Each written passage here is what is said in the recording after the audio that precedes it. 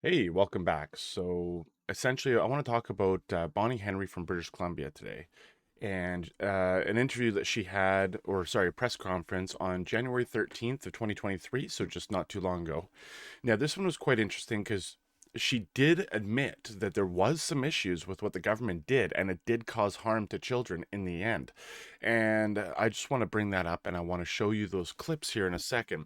Now, one of the things I would just want to bring up quick is that I'm going to be trying to do as many videos as possible in the short amount of time, sort of thing.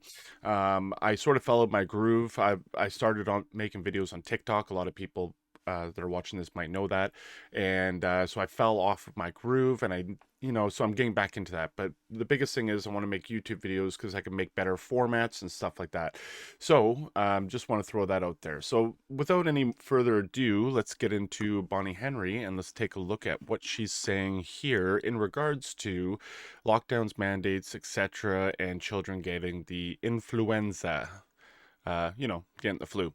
And we know now that this is largely because there is a whole cohort, several cohorts of children who were never exposed to influenza because of all the measures we had in place, and particularly the restrictions on travel globally. Influenza didn't spread through the first 2 years of the pandemic.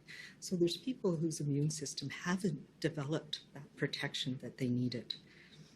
The other thing that So, essentially, what she's saying right there, if you haven't picked that up, is that they put in these lockdowns and these measures, and that effectively hurt children.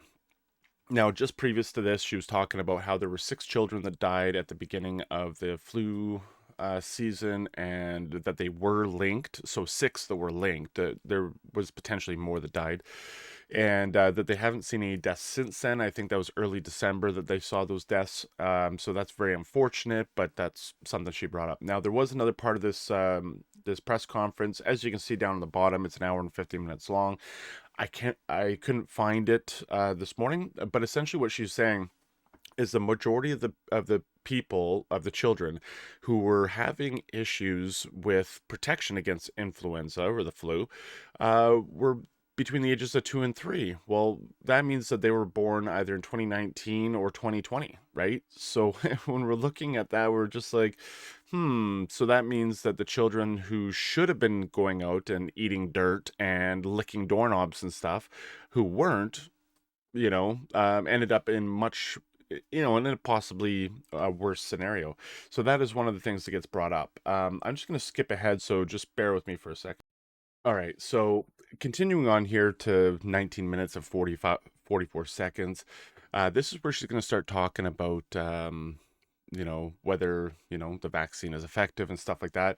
We're going to skip ahead again to the 25-minute mark, and we're going to essentially watch for about a minute because she brings up quite a few different things. So we'll talk about all that after. So, yeah, let's click play on this. up and being vaccinated. I can't overestimate the importance of having those booster doses in effectively blocking the transmission in our communities. Doesn't block anything. And along with that, I want to talk a minute about There's no guarantee. the XBB 1.5 variant.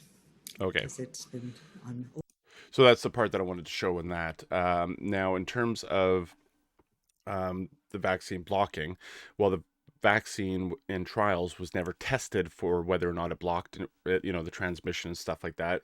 So it doesn't effectively block anything. I think that's something that we need to make sure that we are aware of. I mean, but I need to say, because in case YouTube doesn't like what I'm saying right now, the vaccines are very effective and they're very safe, and I trust the vaccines, and yeah, they're safe and effective, obviously, right? But let's continue on because at the 25-minute mark, if I can find it without pausing, and right there, she says some more interesting things. So I'm just going to let this play because, yeah, We cannot stop all transmission of can't viruses, stop all even with transmission. broad measures like masking all the time, stopping gatherings and travel. And we know these measures have very important negative health impacts too. They do. What we do know is that having the high rates of vaccination and hybrid immunity that we have protects everyone. And Okay, that's what I want to talk about. Hybrid immunity. So natural immunity only matters, apparently, as per what Bonnie Henry is saying, only if you have a vaccine. Because she brings up hybrid immunity here as if it's something that works. So that means that technically, natural immunity is valid as well, but she doesn't bring up natural immunity at all, only hybrid immunity. And this is the issue because natural immunity is a thing. It does help protect against other aspects of the virus, not just the spike proteins. And this is through lots of different reading I've done in ATIP requests and Pfizer documents and all that. And the thing is that natural immunity only matters in her mind if you have the vaccine as well. So, anyways, let's continue this because I think there's still another half minute of good stuff. Analogy that somebody said to me the other day was, The would you analogy. rather be the only person vaccinated in your community or the only person unvaccinated and everybody else in your community is vaccinated? And that's an important thing to think about because all of us being vaccinated gives an added protection for those who don't have as strong a response to vaccine. And it Ah, so that's also another important thing. For those who don't have a stronger response to the vaccine, that means that essentially to give you an idea, means that the vaccine doesn't work necessarily perfectly in everyone, and that's just like with any medication, right? For example, some people can take Tylenol and it works for them. Some people take Tylenol and it makes them feel woozy. Some people take Tylenol and it doesn't work at all, right? Because everyone's body is different. And one of the things that I showed in a previous video was the actual Pfizer documents, and in one of the sections that was given to prescribers, so this is what they were supposed to tell you when you went for your vaccination. It said section, I think 5 was limitations of effectiveness, something like that. And it says Comirnaty, which is the vaccine, may not work in all vaccine recipients. I think that's pretty much a direct quote. And the funny thing about that is that it literally says that it may not work. It doesn't say it may not be effective. It says it may not work. So that is a very important thing to bring up here. Now, I think there's still something else here interesting, but in terms of her analogy, that's not an analogy. That's just like a thought. I mean, maybe it is an analogy. I'd have to look up the definition of analogy. But when I'm thinking analogies, that's not the analogy. Would you rather be the only person not vaccinated in a group of vaccinated people? Well, hey, they're protecting me, I guess, right? Because, that's going to effectively stop the transmission. Anyways, let's continue on just for a few more minutes and then I'll probably just end the stream here. gives a buffer so that viruses can't spread as easily. Yeah. What we do protects those around us. It makes it harder for the virus to spread. Not completely, not 100%, but definitely harder. We've seen the impact of that. We know it's never going to be 100%. So we all need to be mindful of others who are more at risk, give them space, use the tools that we have, all of the tools that we have, postpone non-essential visits if we're not. Okay, so essentially she just goes on for a little bit more talking about different things. I do agree with her on that, that it's not 100% to effectively stop the transmission or stop the, movement of the vaccine or the virus.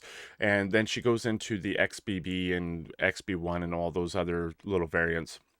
And she talks about those as well, about how they're seeing a lot more transmission.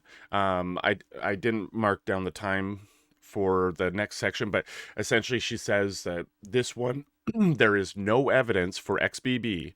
There's absolutely no evidence saying that it is causing more severe illness or injury or anything like that.